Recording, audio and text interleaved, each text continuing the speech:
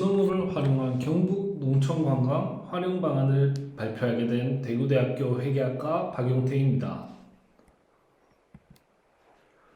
본 논문은 도시농업을 활용해 농촌관광 활용 방안을 검토합니다. 첫째, 경상북도 내 밀집된 도시 환경인 아파트에 거주하면서 스마트팜을 이용하면 농촌진흥청에서 기본 데이터를 설정해 주기 때문에 도시농업을 시행착오 없이 시작할 수 있습니다. 두 번째, 경상북도 내 재활용의 관광거리 조성과 이색적 음식 및 곤충의 도시농업 거리 조성을 통해 참여형 관광과 체험, 학습으로의 활용이 필요합니다. 도시농업의 거리 조성을 위해 경상북도 내 도시농업 및 재활용, 식용곤충 등 이색적인 체험에 참여할 다양한 기회를 제공합니다.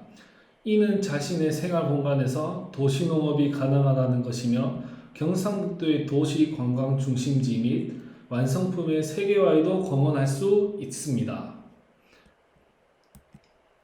목차는 서론, 본론, 결론 및 기대 효과로 시작하겠습니다. 본론에서는 경북의 아파트의 거주 도시민을 위한 도시농업과 재활용을 활용한 실내 및 관광거리 조성, 이색적인 거리 음식, 곤충을 통한 도시농업을 활용한 거리 조성을 시작하였습니다. 이 사진은 제가 제9회 대구 도시농업 박람회에 참여했을 때 찍은 사진입니다. 도시농업이란 도시 내부의 여분의 자리에서 농지를 구성하는 농업을 뜻합니다. 지금까지 9회나 진행되어 도시농업을 이해할 수 있는 대구의 대표적 도시농업 박람회가 있습니다.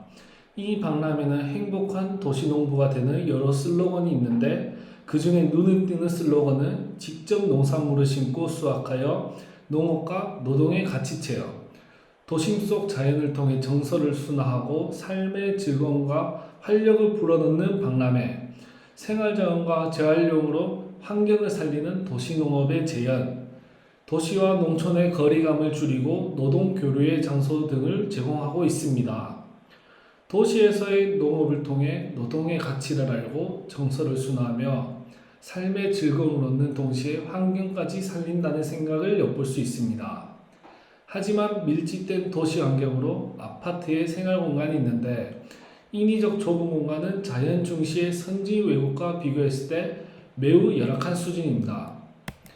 도시의 좁은 땅이라는 단점보다 그러한 단점을 극복한 아파트의 환경을 이해하고 도시의 좁은 땅이라는 이미지를 극복하고 아파트 공간 활용 확대 등 도시와 농촌의 정서적 격차를 해결하려는 도시농업의 활용, 재활용의 실내 및 관광거리 조성, 이색적 음식 및 곤충 활용의 도시농업을 조성을 통하여 경북의 도심에서의 농촌관광 활용 방안을 찾아보고자 합니다.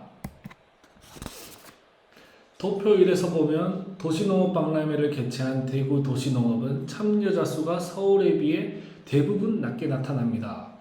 하지만 경북의 텃밭 수나 참여자 수는 다른 지역들에 비해 극도로 낮습니다. 그렇지만 주목해야 할 점은 텃밭 면적은 텃밭 수 및 참여자 수에 비해 넓은 면적을 가지고 있다는 점을 지적해야 할 수 있습니다. 이 말은 넓은 면적이 있지만 참여자 수가 매우 낮다는 것이 현재 처한 상황입니다. 도시농업은 도시에서의 소규모 면적을 활용하기 때문에 어려운 것이 아니며 동기부여를 통하여 누구나 잉여 공간에서 참여할 수 있습니다. 우선 텃밭 없이도 누구나 참여할 수 있는 아파트에 거주하는 도시민에게 적극적으로 알려야 합니다. 본론에서는 경북의 아파트의 거주 도시민을 위한 도시농업을 발표하겠습니다. 전국의 텃밭 면적 및 도시농업 참여자 수는 매해를 거듭할수록 기하급수적으로 증가하고 있습니다. 2010년부터 2018년까지 면적은 약 13배, 참여자 수는 약 14배로 큰 성장을 보여주고 있습니다. 이러한 성장을 보여주는 것에는 안심하고 먹을 수 있는 나의 먹거리, 쾌적성 증대, 환경에 관한 생각 등이 있을 것입니다. 이렇게 많은 장점이 있지만 그래도 귀찮음과 아파트에 거주하기에 잉여 장소의 부족이란 단점이 너무 클 것입니다. 그러한 단점을 해결해 주는 것이 바로 스마트팜입니다. 스마트팜의 소규모 시설 도입을 통한 설계 등의 단점도 있으나 온습도, 광량, 이산화탄소 등 안전한 먹거리로 성장할 수 있는 필요한 조건들을 충족해 줍니다. 또 스마트폰으로 문제점이 발생한다면 바로 정보를 알려주고 원격으로 문제를 해결할 수 있습니다.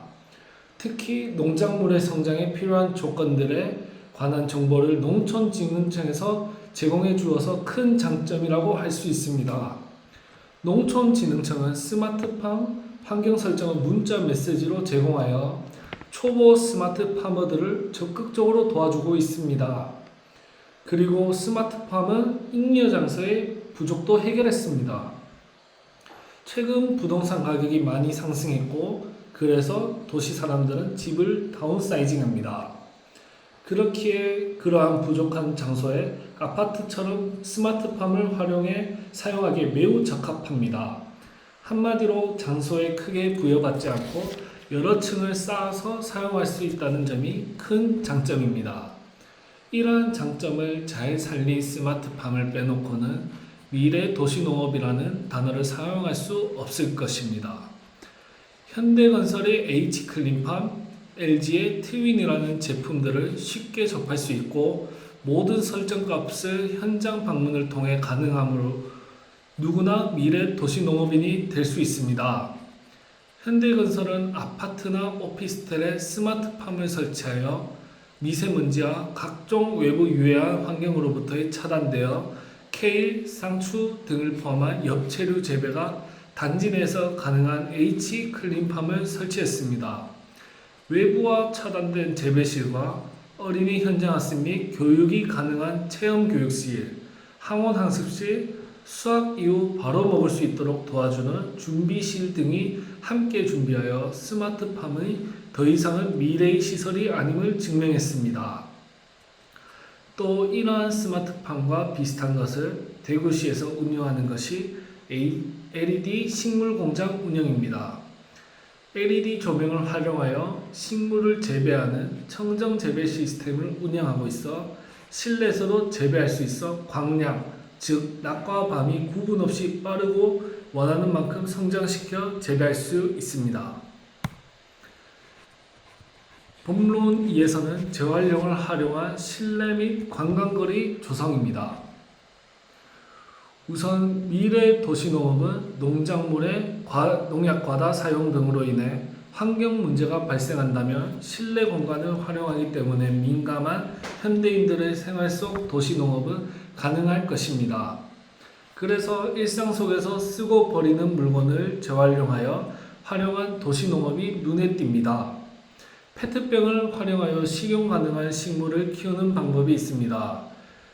위에 사진을 보시면 물이나 음료를 활용하여 마시고 나는 재활용으로 뚜껑 부분에 페트병으로 식물을 담고 뚜껑에 약간 구멍을 낸 후 밑쪽 페트병으로 물받이나 수경 재배가 필요한 식물도 키울 수 있습니다.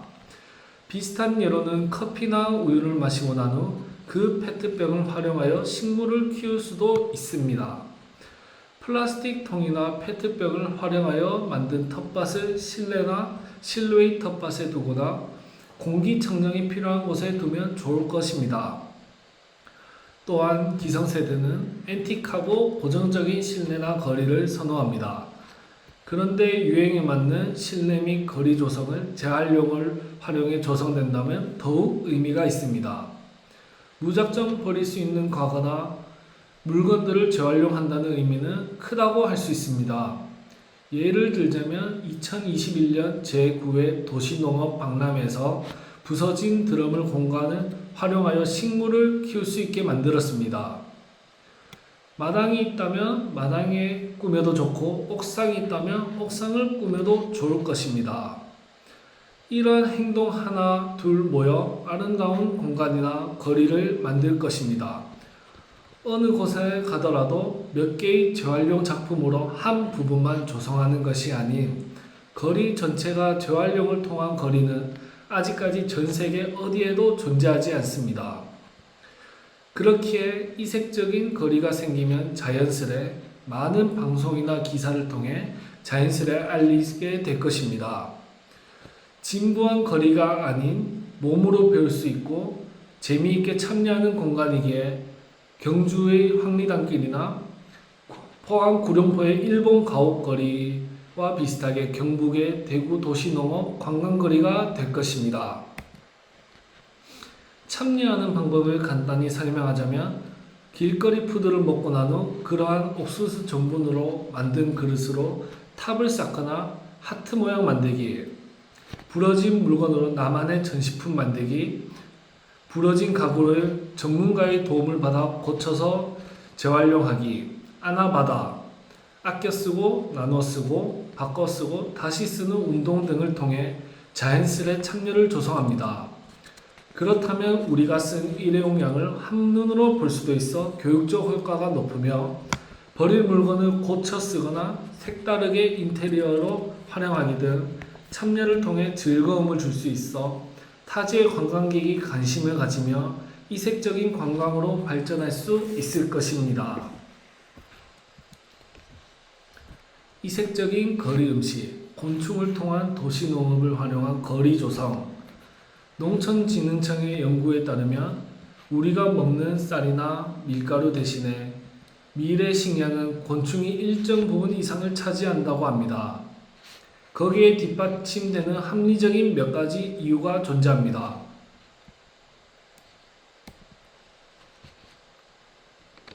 첫 번째로 뛰어난 영양가입니다. 국제연합식량농업기구에 따르면 곤충은 풍부한 아미노산과 높은 단백질, 불포화 지방 함량 높아 훨씬 영양학적으로 가치가 크다고 합니다. 놀라운 것은 쇠고기와 비교해도 미네랄, 비타민, 섬유질 함량에도 훨씬 풍부합니다. 두 번째로는 지속 가능성입니다. 농촌에서 곤충은 적은 양의 사료와 물로도 충분히 자랄 수 있습니다.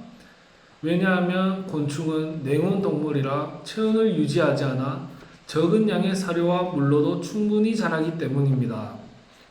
쇠고기와 곤충을 비교해보면 쇠고기 1kg를 얻기 위해서 10kg의 사료가 필요하지만 곤충의 1kg를 얻으려면 1.7kg의 사료로도 충분하기 때문입니다. 세 번째는 물 전략이 가능합니다. FAO에 따르면 2025년에는 세계 각국의 3분의 2가 물 부족에 시달리게 된다고 합니다. 현재 담수의 70%는 농업에 쓰이고 있는데 축산업은 사료까지 고려한다면 100배가 넘는 물이 필요하다고 합니다. 하지만 곤충은 섭취하는 음식에서 수분을 대부분 충족시키기에 곤충은 이만큼의 물이 필요하지 않은 데다가 더 뛰어난 단백질과 영양소를 공급합니다. 그리고 가축이 배출하는 온실가스는 곤충의 2850배입니다. 가축을 키울 때 발생하는 이산화탄소 등의 가스가 지구 전체의 온난화의 17%를 차지하는 현상을 고려해 본다면 식용곤충의 가치는 훨씬 더 뛰어나다고 할 수 있습니다. 그리고 유엔 식량농업기구에 따르면 2050년이 되면 전 세계 인구는 90억 명에 이른다고 합니다. 90억 명의 육류 소비량은 약 4억 5천 톤에 이를 것으로 예측되며 과연 감당할 수 있을지에 대한 의문이 있습니다. 그렇기에 영양학적 이유와 환경, 인구 대비 육류 소비량 등을 고려해보면 앞으로도 우리는 쌀과 밀가루만을 먹을 것이라고 확신할 수 없을 것입니다. 이러한 먹거리를 위해서 설명한 재활용 거리에서 푸드코드를 활용해 이색적인 체험을 경험하게 하여 거리를 조성한다면 자연스레 재활용으로 거리도 참여할 수 있으며 미래 식량에 관심을 가지는 관광객들도 찾아올 것이고 더 나아가 미래 식량을 홍보할 수 있어 재활용으로만 구성된 거리보다 더 많은 관심을 가질 것입니다. 결론 및 기대 효과를 살펴보겠습니다. 도시농업을 활용한 경북 농촌관광을 활용에 관하여 첫 번째, 경상북도 내 아파트에 거주하면서 스마트팜을 이용하면 농촌진흥청에서 기본 데이터를 설정해 주기 때문에 도시농업을 시행착오 없이 시작할 수 있어 바로 진행할 수 있습니다. 하지만 이러한 미래 도시농업의 대부분 경북 내 농민들의 농산물 판매량 감소, 다품종 소량화로 인한 노동력의 증가로 인해 자신들의 위치를 걱정할 수밖에 없습니다. 다수의 도시농업 참여자는 소규모 채소 등의 농산물을 필요 이상으로 재배하지 않습니다. 무엇보다 농산물 값의 상승 또는 하락을 지지하고 이해하며 농산물을 보다 더욱 많은 관심과 더불어 농업의 중요성 인식을 확산하여 농산물 직거래도 활발히 일어날 것이고 농업의 구조적 문제 해결을 위하여 귀농이나 귀촌도 늘어날 것입니다. 즉 서로 필요한 존재라는 것입니다. 또한 자신의 공간의 녹지 공간 확대가 이루어짐에 따라 현대인들이 지친 삶이 휴식 공간이 생긴다는 점도 눈여겨봐야 할 공간입니다. 두 번째, 경북은 재활용의 관광거리 조성과 이색적 음식 및 곤충의 도시농업거리 조성도 필요합니다. 대구의 김광석 거리의 다양한 과거 문화체험, 참여형 관광이라는 점을 활용하여 성공한 사례로 재활용과 곤충식품을 활용한 이색적인 거리의 형성에 참여형 관광체험, 학습으로 호기심을 가질 수 있게 한다면 많은 관광객이 찾아올 것입니다. 재활용 거리에서 만들어 오거나 배운 지식으로 자신의 공간에 미니 공원이나 작은 친환경 재배 공간, 재활용을 이용한 실내 조성의 공간이 생긴다는 것에 자부심을 느끼는 도시 농부들의 지인들에게 추천과 소개, 나눔의 즐거움을 통해 더욱 빠르게 확산할 것입니다. 도시농업은 결코 어려운 것이 아닙니다. 도시에 있는 잉여 공간을 농업에 활용한다면 그것이 바로 도시농업입니다. 그렇기에 자신의 생활 공간에서 식물 기르기, 내가 먹는 채소 키우기 등 간단한 것부터 시작한다면 도시농업이 될 수 있습니다. 도시농업의 거리 조성을 위해 경북 내 도시농업 및 재활용 거리에 참여할 수 있는 다양한 교육 기회의 제공은 경북의 도시관광 중심지 및 완성품의 세계화에도 공헌할 수 있을 것으로 사료됩니다. 지금까지 대구대학교 박용태였습니다. 감사합니다. 안녕하십니까. 경북이 낳은 스타 영천을 주제로 발표를 맡은 강원대학교 관광학과 송준호입니다. 저희 발표는 다음과 같이 구성하였습니다. 제안 배경, 제안 목적, 메타버스란, 메타버스 사례, 영천시 주목 이유, 스왑 분석, 제안 목표 및 내용, 기대 효과 및 결론 순으로 발표를 진행하겠습니다. 먼저 제안 배경부터 설명하겠습니다. 기사와 같이 코로나19로 인해 관광업계는 큰 타격을 입었습니다. 한국관광공사가 발표한 관광산업 기업경기 실사지수 현황을 보면 코로나19로 인해 여행업, 숙박업 등 다양한 관광산업이 하락세를 유지하고 있습니다. 코로나19로 인해 4차 산업이 보다 빠르게 성장하였습니다. 이로 인해 1차, 2차, 3차 산업이 결합된 6차 산업을 넘어서 관광은 10차 산업을 바라봐야 할 때입니다. 언택트에서 온택트로 넘어오면서 가상현실이나 증강현실 기술이 자연스레 발전하였습니다. 저희 제안팀은 관광상품의 목적을 총 4가지로 나누었습니다. 첫째로 시공간적 제약에 벗어나 메타버스를 활용한 스타영천 관광 패키지 상품 시스템을 구축, 특산품 지속적 판매 및 관광산업 회복의 목적이 있습니다. 둘째로 6차 산업의 판매자인 6070 세대와 메타버스 관광상품 구매자인 2030 세대를 이어줄 수 있는 연결다리 역할을 하는 데 목적이 있습니다. 셋째로 뒤에서도 살펴보겠지만 관광상품을 통해 1억 9천만 명 이상의 잠재 고객을 확보하는 데 목적이 있습니다. 넷째로 메타버스 연계 사업을 통해 좋은 결과를 낳게 되면 지역 소멸을 걱정하는 농어촌 지역에 메타버스 시스템을 도입, 구축하여 새로운 희망과 기회를 제공하는 데 목적이 있습니다. 메타버스는 가상, 초월 등을 뜻하는 영어 단어 메타와 우주를 뜻하는 유니버스의 합성어로 현실 세계와 같은 사회, 경제, 문화 활동이 이루어지는 3차원의 가상세계를 가리킵니다. 메타버스는 시공간을 넘어서 물리적 제약을 뛰어넘을 수 있는 수단으로 앞으로 관광산업에서 필수적으로 활용해야 할 도구입니다. 실제 2021년 싱가포르 레플스 고등학교에서 전주 한옥마을에 수학여행을 랜선 투어로 진행한 사례가 있습니다. 또한 LG화학도 신입사원 연수를 메타버스로 실시하였습니다. 실제 참가한 신입사원은 상급자와의 소통이 보다 수월했으며 실제 환경보다 다양한 아이디어를 제시할 수 있었다고 인터뷰에 응한 바가 있습니다.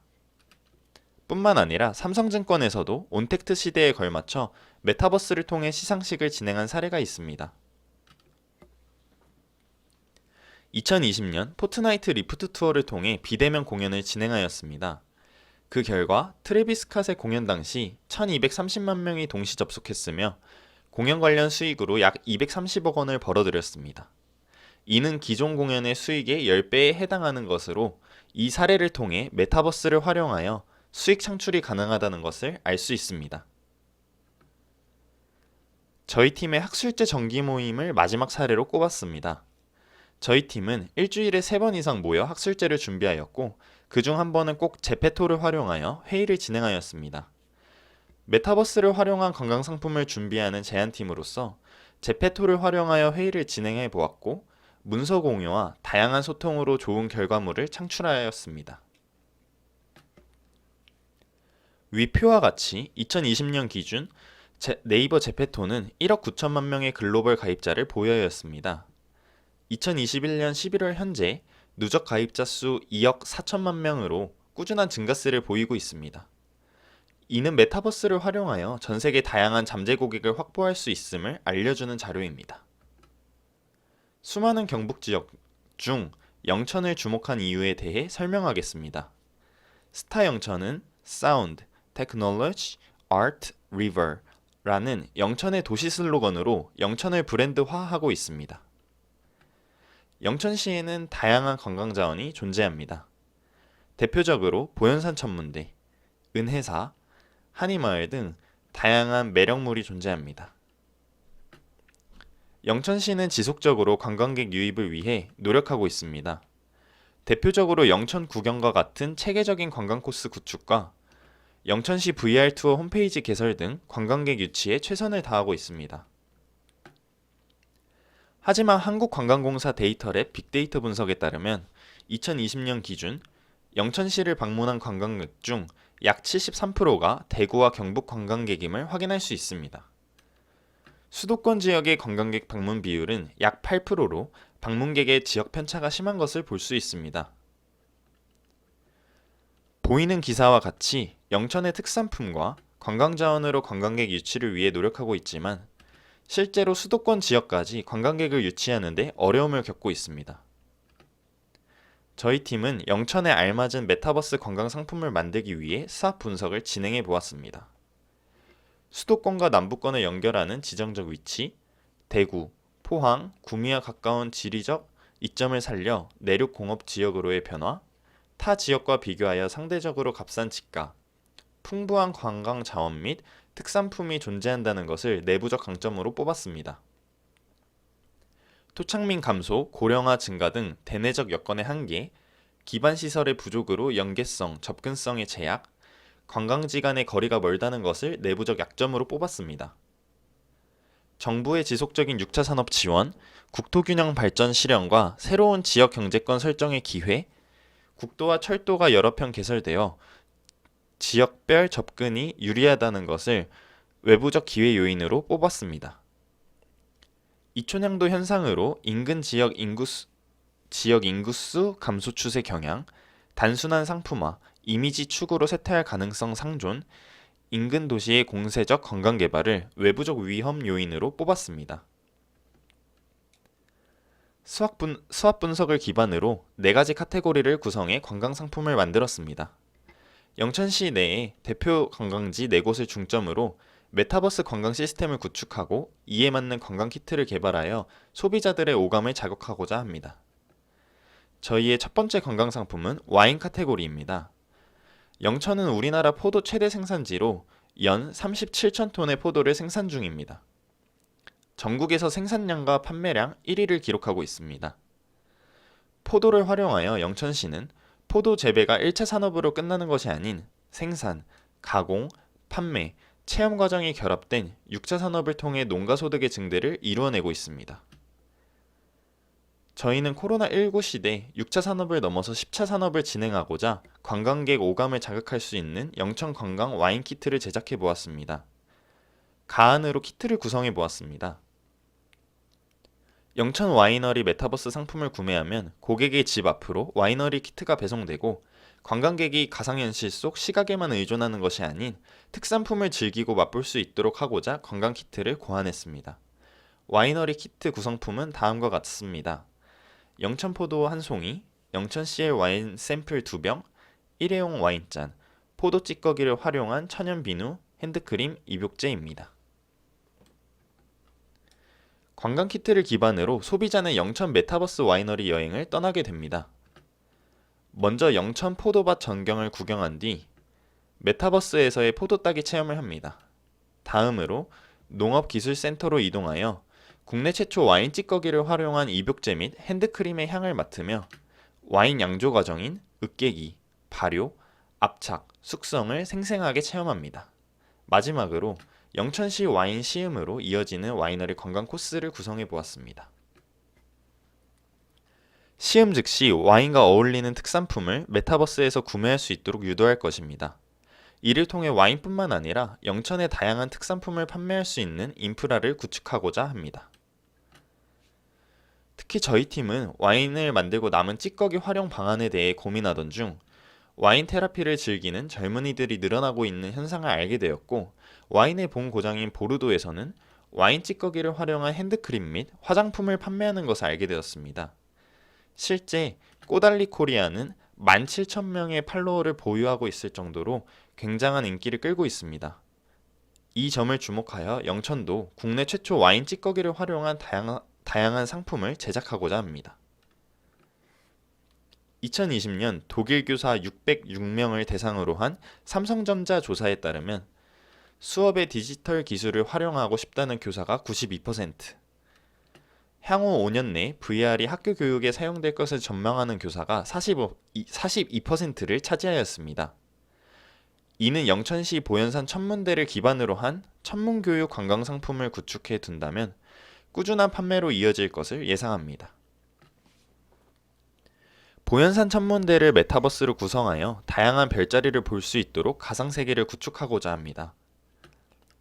천문학 강연과 VR을 통한 나만의 별자리 만들기를 진행하고 학교, 교육단체와 연계하여 영천을 알려 향후 메타버스 내에서 별자리 관광 및 별자리 교육의 선두주자로 자리매김하도록 하고자 합니다.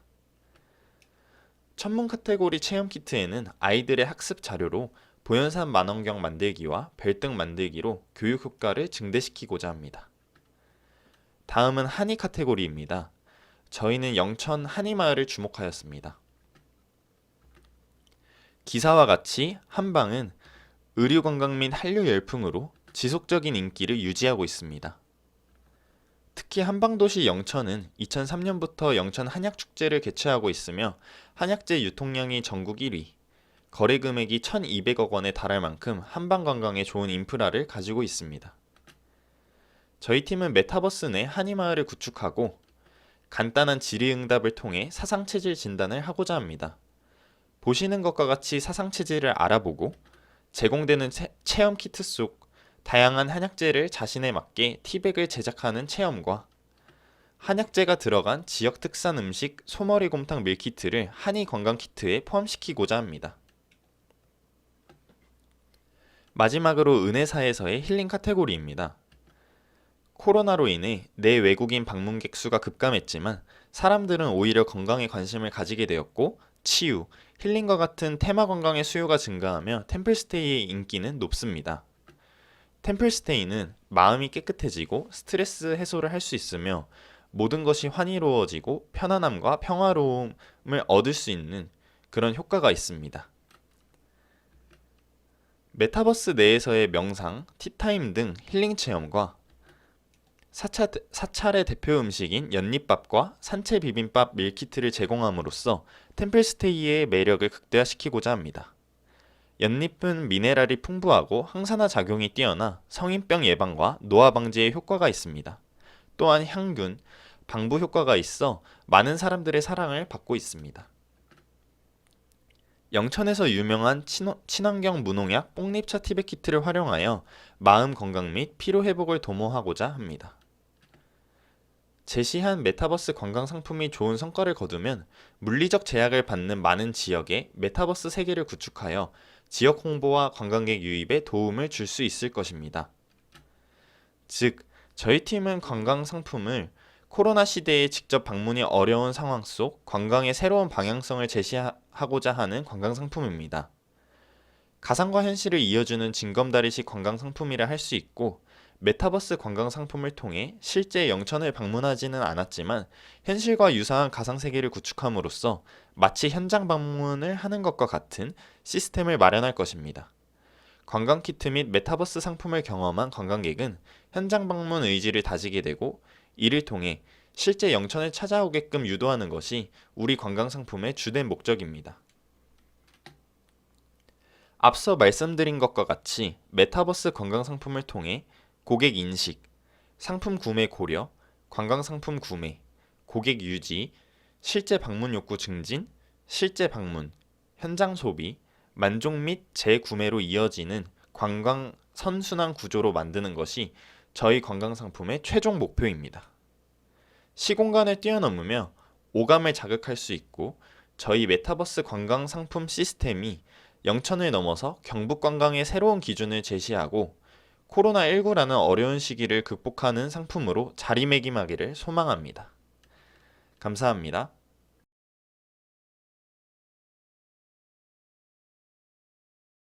안녕하십니까. 2021년 동북아 국제관광회의 국제대학생 발표대회 발표자 오시안입니다. 팀원은 김유나 이혜원입니다. 일상을 위한 쉼표 온천과의 조화, 지금부터 발표를 시작하겠습니다. 목차입니다. 제안서를 제안하게 된 배경에 대해 설명을 한 뒤 그 목적에 대해 설명하고, 이론적 접근을 통해 온천 관광이란 무엇인지, 대마 햄프는 무엇인지, 온천 관광의 사례에는 무엇이 있는지 살펴본 후 수학 분석을 통해 제안서를 전략적으로 분석해 보겠습니다. 그 후 본격적인 제안 내용을 소개하고, 이를 통해 이루고자 하는 목표와 결론에 대해 얘기하며 발표를 마무리하겠습니다. 제안 배경입니다. 현대의 한국 사회는 초고령 사회 진입과 신생아 출생률 저하, 청년의 이촌 향도로 인하여 많은 문제가 양산되고 있습니다.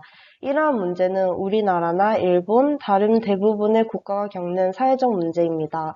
이러한 문제의 원인은 보다 안정된 취업 기회나 문화를 향유하려는 삶의 지향성에 기인한 것이며, 지역 자원을 자산으로 적합하게 활용하지 못하는 경우에서도 발생하며, 이 경우 지역의 침체가 가중되곤 합니다. 가장 표면적인 문제는 인구의 감소와 관광지로서 지역의 매력과 유산성이 결여된 것을 꼽을 수 있습니다. 이는 고객, 즉 관광객의 유치와 지역의 관광지적 가치 향상을 필요로 합니다. 이러한 문제는 지역 주민, 투자기업, 관광객 및 방문객 등의 교류 인구 유치와 지역에서 보유하고 있는 관광 자원의 활용을 통해 해소할 수 있습니다. 제안 목적입니다. 현대 한국 사회의 인구 구성은 2020년 기준 유소년 인구보다 고령 인구가 보다 높은 비중을 차지하고 있습니다. 더욱이 경북 지역의 65세 이상 고령 인구 비율은 21.6%로 전남에 이어 수익권에 해당합니다. 이렇게 지역이 초고령화되고 지역 소멸 위기가 가중되고 있는 상황에서 지역에 관광 자원이 있으나 활용하지 못하여 침체한 지역을 관광이라는 생기로 새로운 활력을 불어넣을 필요가 있습니다.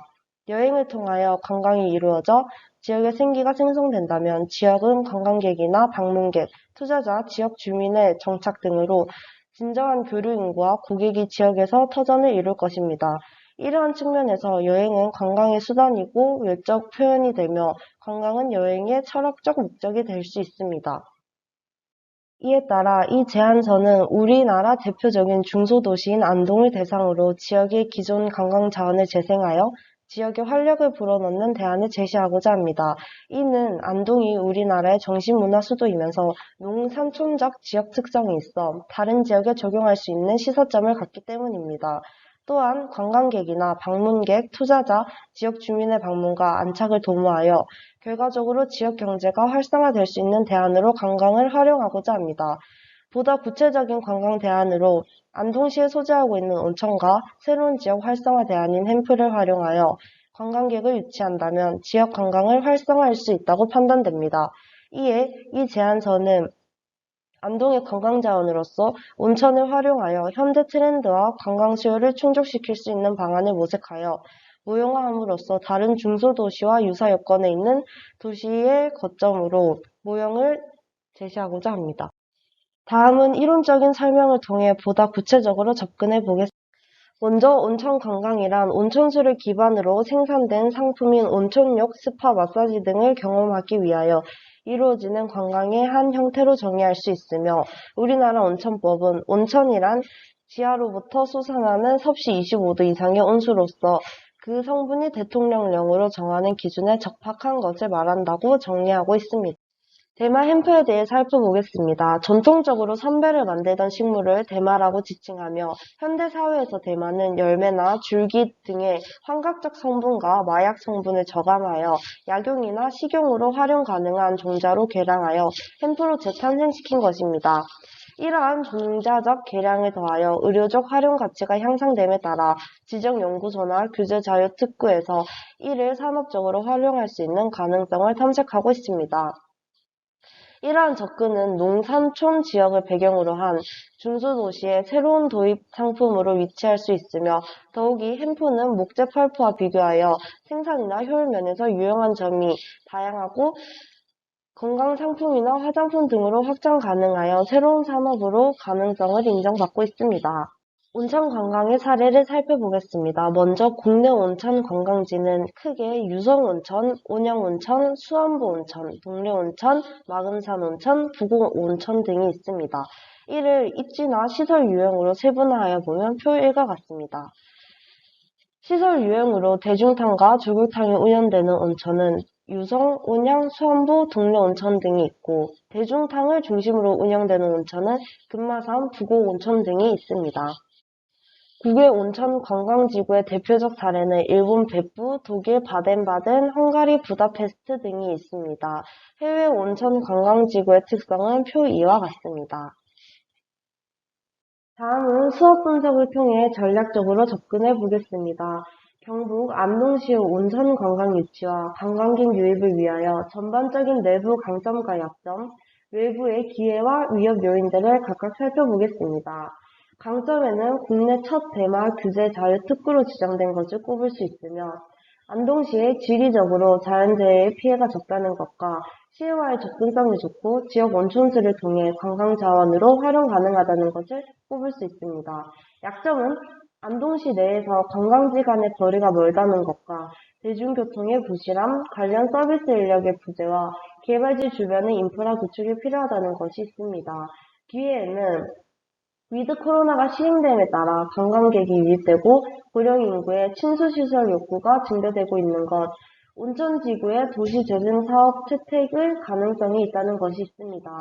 위협 요인에는 아직 남아있는 여행 주저 심리와 인근 지역 관광 프로모션, 관광 개발에 관한 환경 영향 평가가 강화되었다는 점과 독구 온천과 같은 해변 인근 온천장이 운영되고 있다는 것이 있습니다. 이 표와 같은 안동시의 내부와 외부의 환경 분석을 통하여 볼 때 안동시의 온천 관광을 성공적으로 유치하기 위한 관광객 유입 방향은 몇 가지 방향으로 지향할 필요가 있습니다. 첫째, 안동시 외에 좋은 접근성을 유지하고 안동시 내의 관광지 간의 접근성을 증진시켜야 합니다.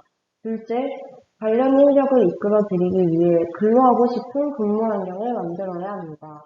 셋째, 여전히 코로나로 인한 여행 주저 심리가 존재하므로 위드 코로나를 통해 개인 방역에 더욱더 신경 쓸 수 있도록 도움을 주어 위의 요인으로 활용해야 합니다. 넷째, 고령 인구의 친수시설 추구 욕구를 활용하여 풍부하고 다양한 연령대의 관광객 유입을 도모할 필요가 있습니다. 본격적으로 저희의 제안 내용에 대해 소개하겠습니다. 제안서에서 다루고 있는 대상 지역인 안동은 대마 햄프 규제 자유 특구로 지정되어 다른 지역과 차별화된 강점이 있습니다. 이 지역은 온천 관광 사업과 더불어 대마 햄프를 활용하여 관광객으로 하여금 새롭고 다양한 경험을 제공하고 천연 온천수와 대마 햄프와 같은 로컬 관광 자원의 효율적인 활용을 통해 낙후된 지역 관광 발전과 동시에 차별화된 관광 요소를 창출할 수 있습니다. 이는 일상의 쉼터가 됨과 동시에 온천과 관광객의 조화를 위한 콘텐츠를 마련하여 온천 관광에서 또 다른 선택 관광을 도모합니다. 본 제안서를 통해 구성된 콘텐츠는 다음과 같습니다. 첫 번째는 온천 관광의 필수 요소인 온천 및 찜질방입니다. 이는 자연 경관과 온천 스파를 함께 즐길 수 있는 모천탕과 가족 구성원 또는 친구, 커플들을 위한 개별적인 공간인 프라이빗탕, 근육의 긴장을 풀어주고 노폐물 배출에 도움을 주어 건강관리 및 피부 미용에도 효과 있는 찜질방으로 구성되어 있습니다. 두 번째는 대마 햄프시드 오일탕으로 안동 지역에서만 재배되는 대마 햄프로 만든 오일을 활용하여 만든 탕입니다.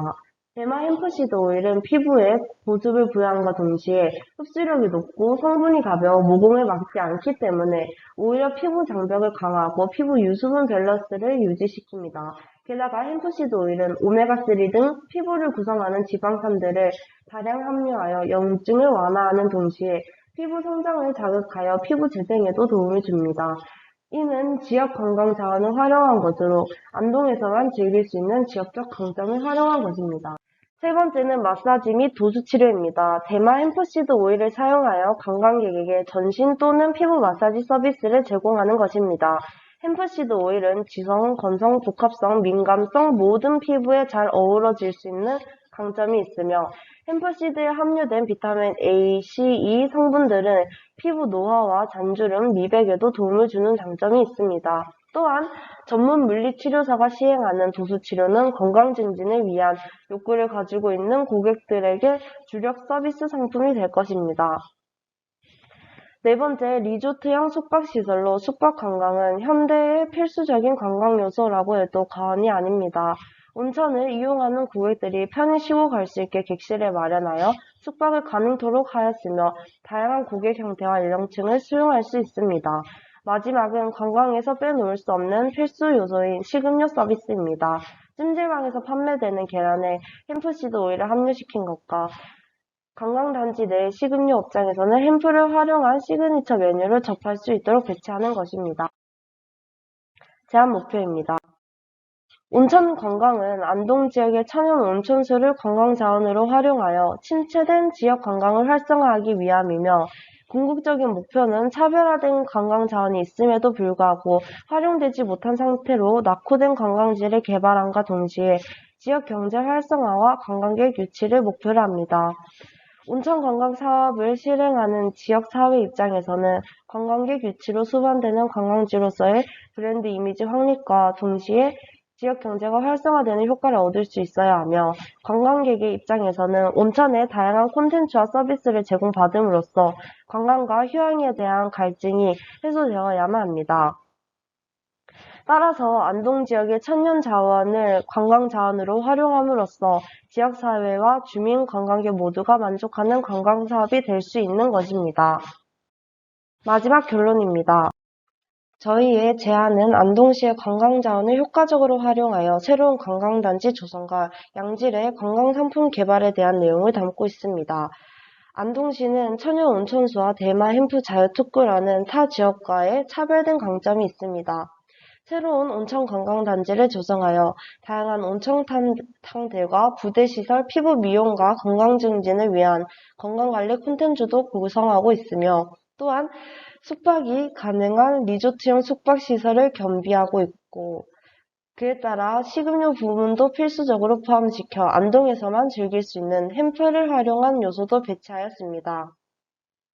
이는 본 관광단지에서 접할 수 있는 차별화된 전략임을 자부할 수 있습니다. 현재 안동시 도산면은 천연 온천수라는 관광 자원이 있음에도 불구하고 제대로 활용되지 못해 낙후되어 있습니다. 그러므로 도산면 온천관광단지를 조성하고 햄플을 활용하여 다양한 콘텐츠를 구성하면 관광객과 지역사회 모두에게 다방면적인 긍정적 효과를 기대해 볼 수 있습니다. 첫째, 장기적인 수요를 기대할 수 있습니다. 현대 사회는 코로나 팬데믹 이후 여행을 통해 정신적, 사회적인 안정과 신체적인 건강의 조화를 추구합니다. 60대 이상의 노년층과 Z세대들은 이러한 웰니스 관광의 주 고객층을 이루며 시간이 흘러 Z세대가 관광의 주 소비층이 되더라도 웰니스 관광에 대한 수요와 필요성은 꾸준히 주목받을 것입니다. 둘째, 폭넓은 연령층과 다양한 형태의 고객들을 수용할 수 있습니다. 건강관리를 주요 삶의 가치로 인식하는 노년층과 감정, 지식 노동으로 인한 정신적 피로를 해소하고자 하는 젊은 층의 욕구를 해결할 수 있으며 그와 수반된 가족, 연인, 친구 단위의 고객 니즈를 충족시킬 수 있습니다. 셋째, 지역 사회의 균형 있는 발전과 관광활동 및 경제 활성화를 도모합니다. 본 제안서를 통해 침체된 도산면을 개발, 발전시킬 수 있으며 지역 간의 불균형적인 편차를 줄일 수 있습니다. 또한 지역 주민들의 관광활동이 활발해짐과 동시에 외부 관광객의 유입으로 지역 경제 활성화 효과가 수반됩니다. 넷째, 온천산업단지 내에 방대한 서비스 인력을 필요로 함에 따라 고용 창출을 꾀함으로써 젊은 세대층의 유입도 동반됩니다. 이는 사회적 문제인 취업, 고용난을 해결하는 데 이바지할 뿐만 아니라 다방면으로 양질의 효과를 기대할 수 있는 프로젝트가 될 것입니다. 웰니스 관광은 트렌드로 떠오름과 동시에 장기적인 관광 형태로 자리매김하고 있습니다. 최근 우리 사회는 코로나 팬데믹 이후 가중되는 문제들로 인해 고통받고 있으며 그에 따라 남녀 불문하고 건강관리와 미용에 대한 욕구가 증가되고 있습니다. 본 제안은 이러한 고객들의 휴양에 대한 욕구를 충족시킬 뿐만 아니라 미용과 건강관리에 대한 욕구 역시 충족시킬 수 있습니다. 점차 다가올 미래에는 온천, 숙박과 같이 한 가지의 일관화된 관광 형태가 아닌 숙박과 식음료 외에 다양한 부대시설 등의 관광 요소들이 결합된 복합형 관광단지가 주목받을 것입니다. 본 제안은 모든 조건들에 부합하는 현대적이며 미래지향적인 관광개발 방안을 제안하는 바입니다. 마지막으로 참고 문헌입니다.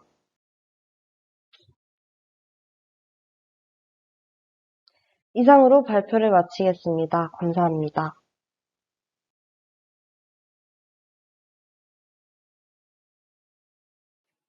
こんにちは。明治学院大学国際学部国際学科に所属しております。岸根匠、坂本真奈、本田ひな子です。私たちの発表テーマは、負の遺産、原爆ドームから見る平和と観光です。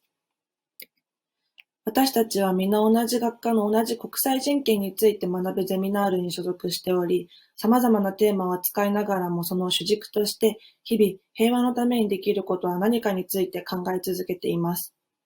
この発表をするにあたって私たちは、私たちが学んでいる平和とは少し離れた位置にあるように感じられる観光との間にどのような関係性があるのかに関心を持ち調査を始めました。その中でダークツーリズムという負の遺産を訪問目的とする観光が存在することを知り、平和と深い関わりがあることも知りました。そしてその内容と合致したのが日本を代表する負の遺産である広島の原爆ドームだったのです。しかし、原爆ドームのような負の遺産を観光資源として扱うことには慎重になる必要があります。なぜなら、悲惨な過去の歴史を観光という娯楽のアクティビティ、楽しむものとして活用するからです。実際に負の遺産を観光資源化する動きには反対の声も多く上がっています。そもそも観光は楽しむものであるというイメージが強いため、負の遺産を観光目的として訪問することは観光ではなく単なる平和学習のようにも感じられるでしょう。しかし観光は平和学習という名目でするよりも、その遺産がより簡単に多くの人々の目に触れやすくなるだけではなく、より気軽にその資源に触れることができるという大きなメリットがあります。そのためダークツーリズムという種の観光は、平和と観光とを結びつけた形をとることで、一見難しく感じられてしまう平和学習に対する壁を低くする効果があるのです。それによって、より多くの人が気軽に負の遺産を訪れることになり、人々がそこで知り得たことをもとに改めて平和について考えるきっかけともなるのです。これは観光と平和との間に密接な関係があることを示しているでしょう。そこで、観光と平和とが実際にどのように関わり合っているのか、日本の代表的な負の遺産である広島の原爆ドームを取り上げて、その密接な関係を見ていきたいと思います。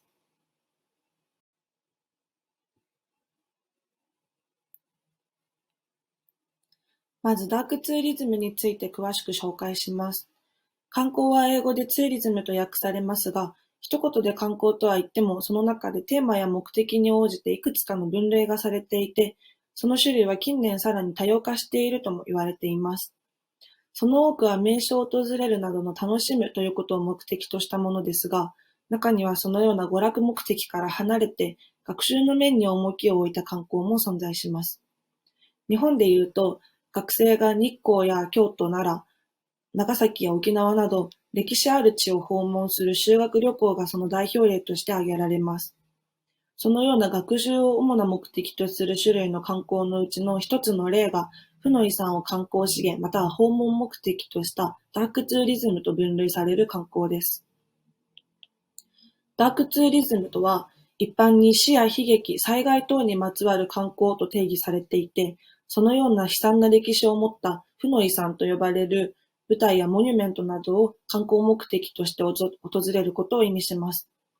その例として挙げられる有名な観光地は、約600万人もの人々が殺されたと言われているナチスドイツのアウシュビッツ強制収容所や、世界で初めて原子爆弾が投下された広島と長崎、そして大戦によって大きな被害を受けた沖縄のひめゆりの塔などが代表的です。実はこのようなダークツーリズムは昔から行われていて、例えばローマ時代、コロシアムでの剣士の戦いや、中世では処刑見物などの形をとって古くから存在したものだとされています。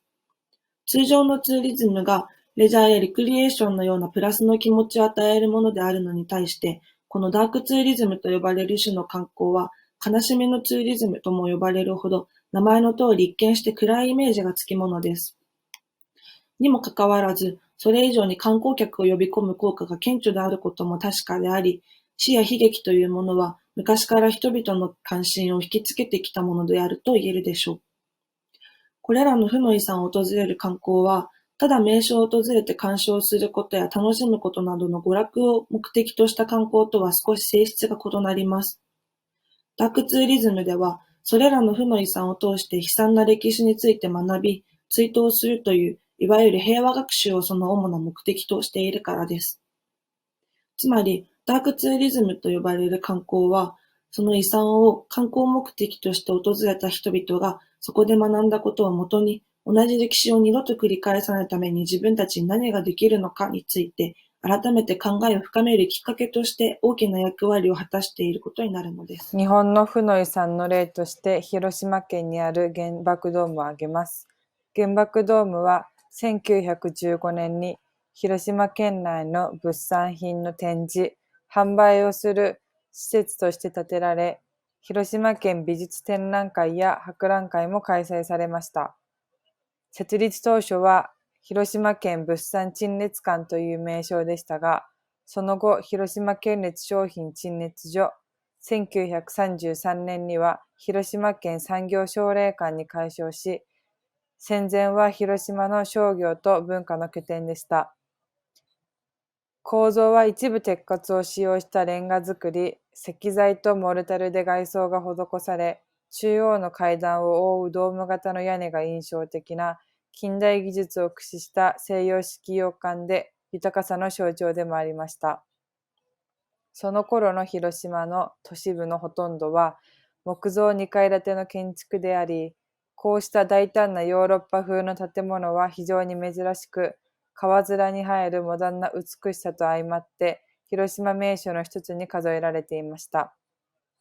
しかし、人類史上初の原子爆弾投下により、10万人を超える命と広島の町が一瞬にして消え去り、焼け落ちた洋館は鉄骨がわずかに原型をとどめる瓦礫の墓場と化しました。爆風がほとんど垂直に働いたため、本館の中心部は奇跡的に崩壊を免れたものの、館内にいた人はすべて即死してしまいました。戦後、旧産業奨励館の残骸は頂上の塩害、鉄骨の形からいつしか市民から原爆ドームと呼ばれるようになり、時を経て原爆ドームはカタカナの広島のシンボルになりました。世界遺産リストへの登録を求めて市や市議会、市民運動の結果、1995年6月に国の史跡に指定され、文化庁からユネスコに登録申請がされました。そして1996年12月、ユネスコ第20回世界遺産委員会メリダ会議で核兵器の恐怖を物語る生き証人として世界文化遺産に登録されました。1953年に広島県から広島市に譲渡され、1966年7月には広島市議会で原爆ドームの保存で決議が割れました。しかしその後、風化が進み、国内外での善意の募金により4回の大規模な保存工事が行われました。被爆70年余りを過ぎてもなお、原爆ドームを訪れる国内外の観光客は多いです。2015年のオバマ前米国大統領訪問や2017年のノーベル賞受賞、さらに負の遺産を観光対象とする時代の流れもあり、近年訪問者はさらに増加しています。しかし原爆ドームとその周辺を平和観光とすることに対し反対の声も多いです。悲惨な死と壮絶な生きるための戦いを表彰する被爆の記憶の場が観光対象として娯楽、商品化されるのを懸念する声があります。被爆の実体験の場をめぐり、記憶継承活動と観光促進活動の共存、第三者が観光を通じて被爆、原爆体験を学ぶことは本当に可能なのでしょうか。平和と歴史の関係性に疑問が残ります。現在では被爆当時の惨状を残す姿がノーモア広島の象徴として時代を超えて核兵器の廃絶と困窮平和の大切さを世界を訴えるシンボルになっています。平和と観光は広島の復興と発展に直結し、市民の生活を潤してきたと言えます。しかし原爆ドームの観光は平和観光ということができるのでしょうか。平和と観光は広島の復興と発展に直結し、市民の生活を潤してきたと言えます。しかし原爆ドームの観光は平和観光ということができるのでしょうか。有名な場所を観光することを目的とする名所観光に対し、平和観光は平和を学ぶことや平和と名の付く場所を訪問することと定義すると、平和観光が直接平和を学ぶことにはつながらないと言えます。それではなぜ原爆ドームと観光が結びついたのでしょうか。平和と観光は第二次世界大戦終戦後の復興資金調達と被爆者救済を含む国家的社会保障の獲得を目指した地方自治体が結びつけたものです。迅速な復興を強調した観光冊子を CIE の監修下で出版した経緯から、深刻かつ長期の核兵器による身体や環境への影響を最小化する米国の圧力が見られます。その対価として広島は復興への支援を得て、平和を掲げた観光地化を通し、インフラの整備が進みました。また占領軍の優遇措置を受け、広島平和記念都市建設法の下に、現在の広島平和記念公園などが整備されました。広島は復興のため、1947年の平和宣言を開始として、平和観光都市というアイデンティティを構築しました。平和と観光をつなぐ広島の姿の発端がここに見られます。観光は広島に寄付したのでしょうか。占領下の平和創出効果はあったのか。戦争の悲惨さが観光を通じて理解や交流を深めるという考えの一方で、戦争を前提とする観光を彷彿とさせ、説得力に欠けるという考えもあります。それでは最後に入りたいと思います。ここまで広島原爆ドームを主として観光と平和をつなげたダークツーリズムを見てきました。最後に平和と観光の関係性をまとめてみます。観光と平和の関係性を見てみると、観光は紛争がないという条件の下で行われるものであるという認識があります。実際、紛争間の地域に私たちが足を運ぶことは非常に危険であり、困難であります。しかし、平和が観光の条件となり得るならば、その逆を考えることもできます。交通機関の利便性が急速に発達したことで、観光がより気軽なものになったのは周知の事実です。しかし、この事実は、先進国の視点が主であるということを忘れてはいけません。いずれにせよ、その観光の発達によって、あらゆる文化交流の機会が促進され、異文化の相互理解を深めることにつながりました。この側面を見ると、観光が平和の条件にもなり得るのではないかということがわかります。いずれにせよ、観光と平和には密接な関係性があるということが言えます。平和が観光の条件となるということは明確な事実です。先ほど述べたように、紛争中に国家間の移動が困難でありますし、観光する余裕はもちろんありません。平和な状態の中にいてこそ観光ができます。つまり、国際観光の発展は先進国の特権とも言い換えることができます。金銭的な余裕や紛争下にいない先進国の視点が強いのです。この視点が観光が平和の条件と言えるという視点を生み出しました。観光が平和につながる、観光平和創出説は、ある程度の平和の状態が保たれて、さらなる平和を求める過程で唱えることができます。平和のステップとしての観光ということです。この時に観光が平和の条件として役目を見出します。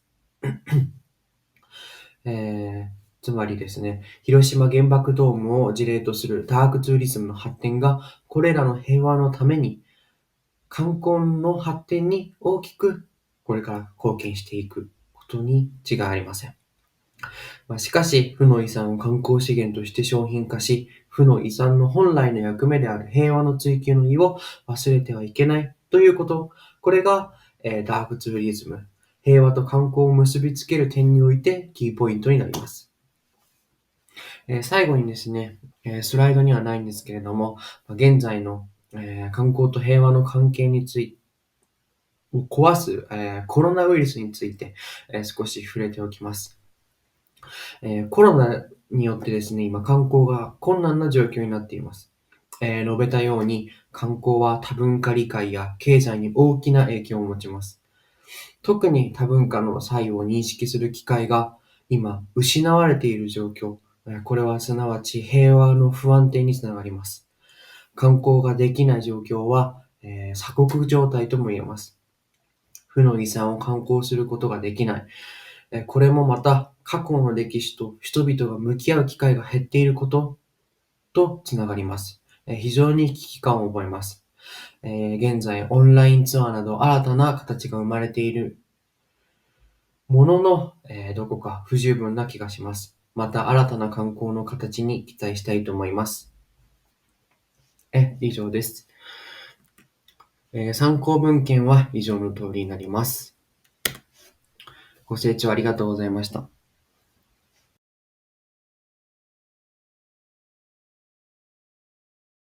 안녕하십니까. 동부가 관광학계 발표를 맡게 된 구성현 이다정입니다. 남해 지역 축제를 활용한 외국인 유치 방안을 말씀드리려고 합니다.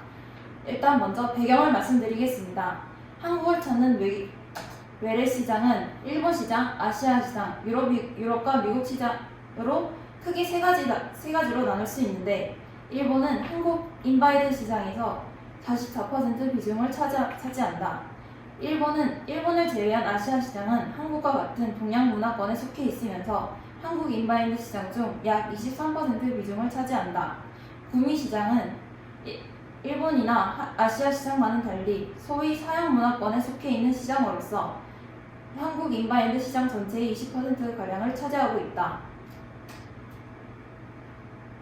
이전까지만 해도 관광산업은 하나의 산업으로 규정되지 못하고 국가 외교와 관련된 외국 손님의 환대와 연관된 서비스 부분의 일종이었다.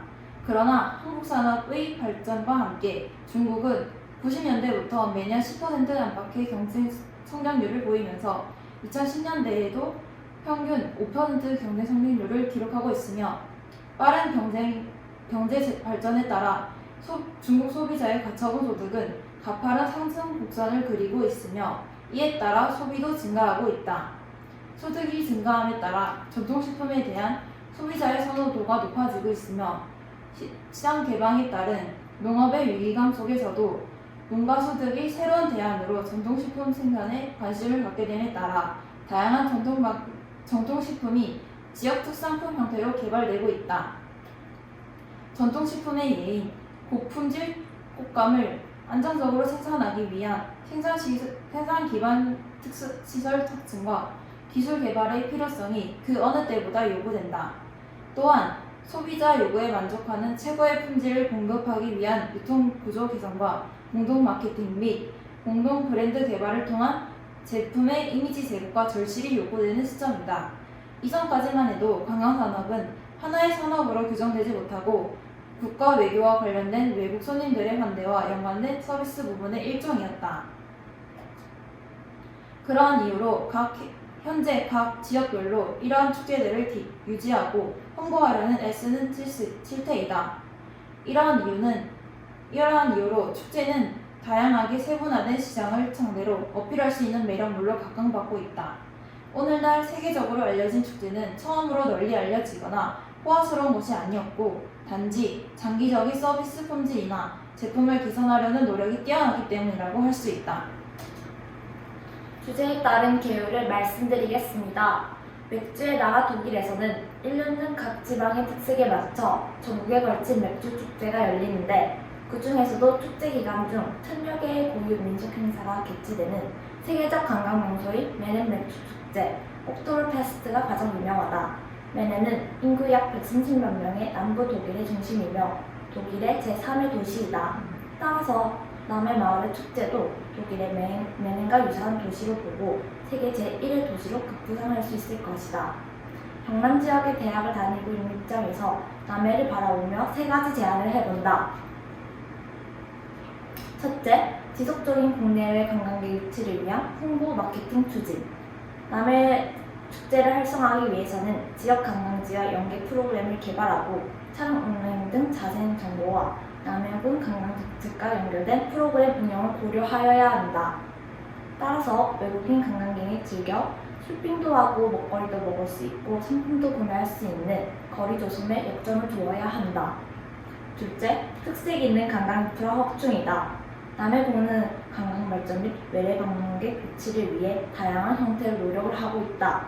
관광지에서는 우수하다고는 평가하고 있으나 서울, 부산, 인천의 도시와 비교해보면 외국인을 유치하는 차별화되고 특색 있는 관광 인프라는 부족한 실정이다.